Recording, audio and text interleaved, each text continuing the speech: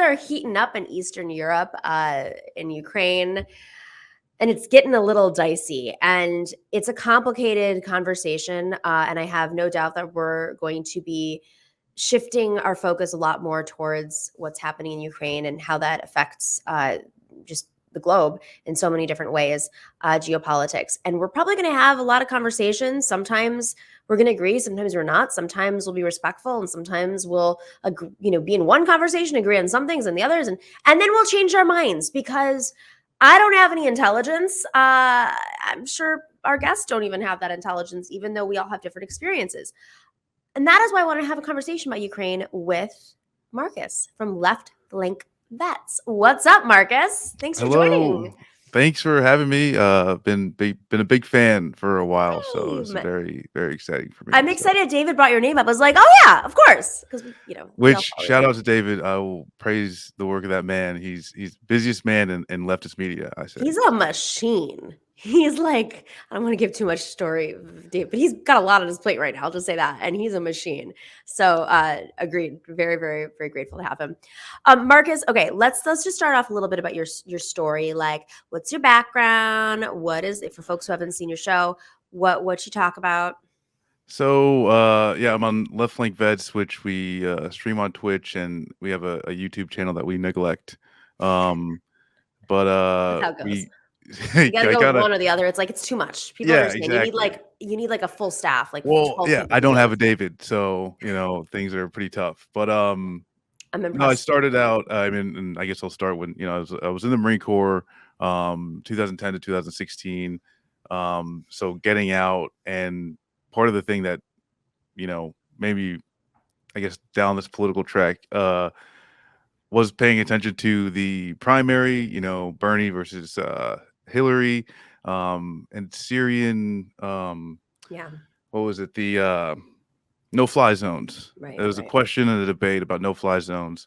Hillary says we got to do no-fly zones. I'm thinking in my head, like, that's going to be me. That's going to be like my job, is to like actually secure areas or have to do some type of thing. And like, this doesn't make any sense. And then Bernie says we shouldn't have war. We shouldn't be paying into the military industrial complex. And I was like, wow, this makes sense to me. And, started getting engaged a whole lot more. Eventually, did some advocacy work on local, state, and federal level regarding various initiatives between student loan debt, certain healthcare issues, homelessness, whatever I could get my hands into. Eventually, I ended up being a staffer in Congress for a bit. And they're considered progressive, like in one of the good ones, very adjacent to the squad. So I like the work I did there. I'm proud of it. I feel like I did good work. I feel like the people, my old colleagues and everything, they're good people, but very much steeped in the Democratic establishment and their understanding of policy across the board. And so that was very frustrating. That's and then during COVID is when I was kind of like, this is not for me. So I found a cohort of other veterans that were felt more ideologically the same, that we can have nice things in this country, and one of the things that's stopping that, and nice things in all countries, is U.S. imperialism. This devotion to the military and industrial complex. And I think what's happening in the Ukraine right now is almost, it's another example. Thank God there's not really been, I guess, too many lives lost recently in this, current dust up of this, decades long issue with, Ukraine. But I mean, when you see that even Ukrainian leaders and their officials are saying, hey, let's have some calm, let's try and, tamp things down, the US, UK, they're very much pressuring to get these weapons sent over to, the NATO countries. And it's, very much like a wag the dog scenario going on here. I mean, is it well? I want to let's go back to your background for a second. So you were in the Marine Corps. Where were you deployed? So my first deployment was to Pacific Command, and I was on a unit that kind of just jumped around. So I did some operations in the Philippines, and then like a lot of like training scenarios. And this is where a lot of people when they talk about like U.S. military in the South China Sea, Yeah. doing these trainings with whether Exercises. it's Yeah. Korea or whatever. Like and like at a point, like, that was me. Mm. Um, and now looking back on it, it's like realizing like that's what this is. It's always this constant flex. But then my Mhm. second deployment was called a Marine Expeditionary Unit. It's a MU. It's basically they just pack us on a bunch of Navy boats, and we had patrolled like the Middle East Central Command, and did a plethora of operations. Hmm. Some off the coast, like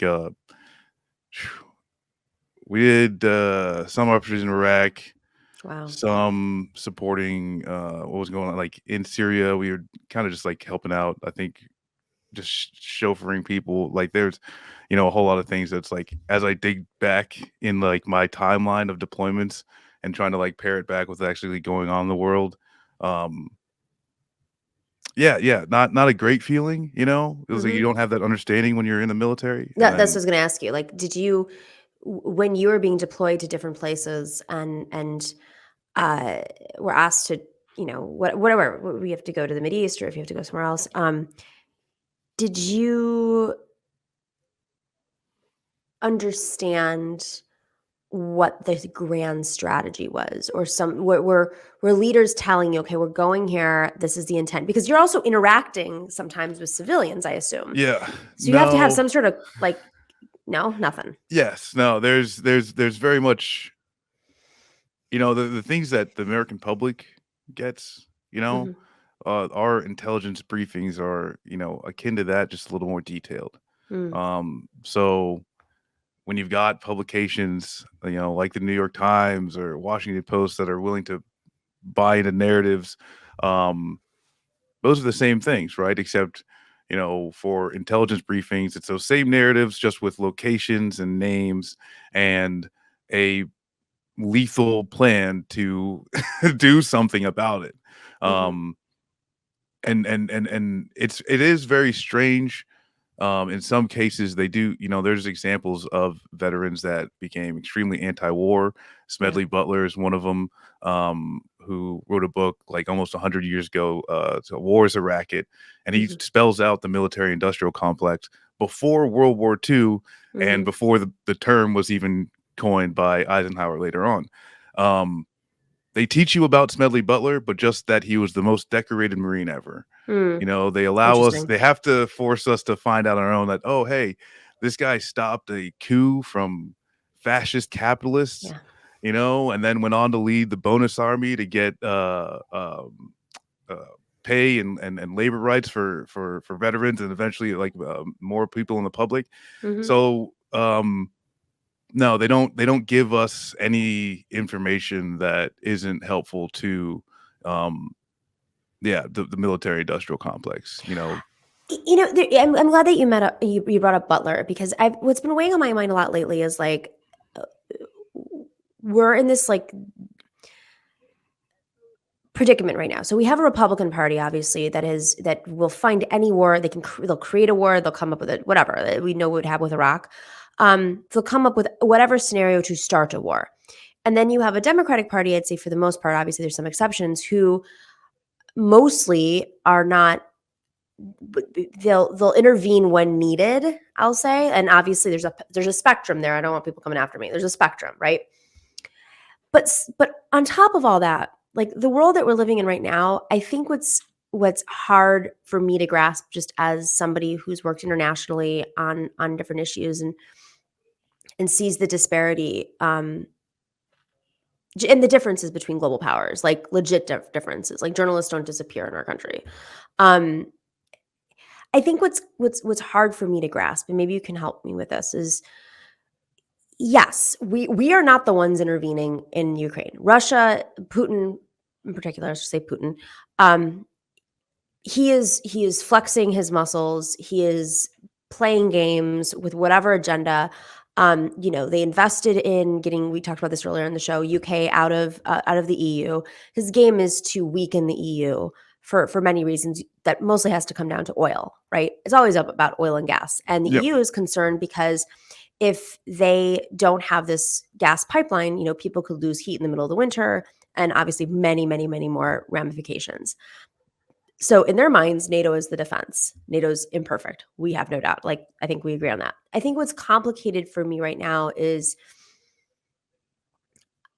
I'm of the belief I don't think anybody really wants to go to war with Russia. Like, I think that's bad all around, right? Like, no one really, I don't think Biden wants to go to war with Russia. I It'd be don't think, bad.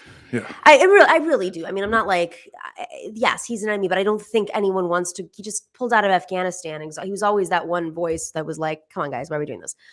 He's problematic, but I think what's hard for me right now is like, well, what do you do to prevent Putin from being the maniacal force that he is? Like, how do you push back and de-escalate? Yeah. Which, that is the question. And I think like really the goal is to be for me always is for the like working class people in that area, Mm-hmm. they always need to be the focus. And also we should be asking, what do they want? And Mm-hmm. part of this too is like have an understanding that within that area of Ukraine, it's kind of like, like I don't want to say both sides, but in a way, you do have a pro-Russia narrative being pushed from Russia, and then you've got an anti-Russia narrative being pushed from NATO, Europe, and everything like that.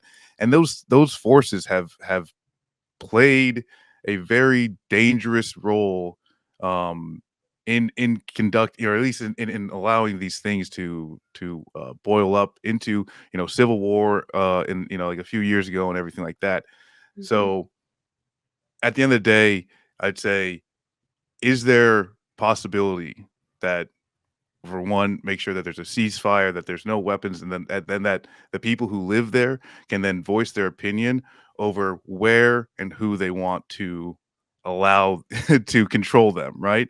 Mm-hmm. And this is kind of one issue with, like back when you're looking at Crimea, and why that's like kind of got glossed over is because there's a significant group of people that said we want to be a part of Russia. Yeah. And uh, whoever's leading Russia aside, allowing a group of individuals the autonomy to decide, who and what they like their communities are shaped by. But that I think is the more important thing. And there's just never been a problem that's actually been solved by U.S. military intervention. Mm-hmm. And so I think that's kind of where there's tough things Well, that, except for World War II. which, and that's Sorry. yeah, like I always throw that one in there. Well, And be like, that's, oh yeah, right. yeah. Which, Enough. that's like what I'm talking about too is this type of like we're just Yeah. funneling weapons. We're just like this type of thing. If there's stake in the game to say, hey, we understand who the bad guys are. There's an actual global coalition against the bad guys. That's right. That's an easy win. And if it came to that again, like, you believe you me, I would support U.S. intervention, but I don't think that's where we're at. I think it's very dangerous too, because some actual forces within the Ukrainian Mm-hmm. military are neo-Nazis, Right. and that. Exactly. So like Well this said. isn't as simple as like we just need to stop Putin. I think, especially on the left, progressives, leftists, we need to make sure that the voices of the Ukrainian people, Mm-hmm. that voice needs to be first and foremost. And like as of right now, I think what they're asking for is the ability to decide, right? Like, Mm-hmm. so whether, I think it would be better for Biden and was it Ned Price and the rest of them, so if they start calling for a citizens referendum, or at least let's start having just town halls and Mm-hmm. debates among the people to start actually dealing with these internal conflicts within their society. Mm-hmm. And really, that's kind of like my answer for any internal Right. conflict with any society. It's just Go to the people. Well, go to the people. Yeah. but they also, I mean, and we do it too, right? It's not like unique. There's been rapid misinformation. Go back to Brexit, right? It wasn't a military Yeah. move, but a lot of that was fed off of information that was funded by Putin interests Mhm. and his allies, right? And they are doing it all over the world. It's something that world powers do. They, whether they officially do it by having like a, anti-communist publication, Chinese publication in the United States, like the Epoch Times, or much more creatively, moving money through, foundations and grants and wherever you can't like track it. So there is a chance, especially in Ukraine, where they're more connected to the Russian identity. I was listening to someone today say that some Ukrainians are not as concerned because they were members of the Russian military and they understand the Russian mindset when it comes to military operations, which is fascinating to me because, I can't really remember in recent times a situation like that before where some of them are just like, it's not going to happen because we know how their game plan works. Yeah, um, and that's like I don't that's something that, like, as an American who has the understanding of, like, the greatest Yeah. military that was ever known to man, um, like, for us, there's a little more, craziness to it, and especially as you go from Trump to, is assassinating Soleimani, there's, like, Right. things can go a little haywire, so that's something I don't Mhm. understand, but I do but those are some of the stories that I do take heed in saying, if the people there are That's right. not as afraid as, the people in the New York Times editorial room, we should be scratching our chin about that. We should also always be scratching our chin when Thomas Friedman is giving us a military advice. I will just Ye start with that. Yes, yes. Like, come on. What's the track record on this one? Um, no, I mean it's going to heat up. This is concerning, of course. We'll be watching every day, but Marcus, thank you. I mean, I would love to have you back on because I have no doubt we're gonna talk a little bit more about the Ukraine, but this was like a good primer for everybody. So where can people check you out? How can we find you? So, on, Twitter, just Left Flank Vets, as recently followed by AOC. Oh, Yeah, big time. We made it. well, But damn. also twitch.tv/Left Flank Vets. I usually start my stream dedicated to I call it Capitol Hill, and I just kind of zoom in on the U.S. government and That's what's going awesome. on, and but then we also we try and do some night shows with a little bit more variety type stuff, and um, we'll hit everything from Ukraine, Supreme Court, Joe Rogan, and all the foolish ghouls that are out there, and we'll laugh and joke and have a good time. So Love it. Awesome. Well, thanks for joining us. Let's have you back on very soon. yes, thank you so much for Anytime. having me. Thanks, Marcus. Take care. Our patrons have been a very big part of our ability to grow, to develop partnerships. It's been they've been the lifeblood during this pandemic. We launched the show right before the pandemic, and thanks to our patrons, we have been able to keep going and have a team and get great guests and graphics, all these things. Like I can't do any of that. I can't like see this is David. David does this, but this is because we have patrons. So if you're not already a patron and you're able to be one, join us at patreon.com/the Nomiki Show. They're all different levels. We also have some swag in there. We had to do this organically. We are independent, truly independent. No one gave us a list. It was really just through this progressive, independent word of mouth. So if you can, show us some love and keep in mind, there are not a lot of women in the indie media. So you're supporting a women run show.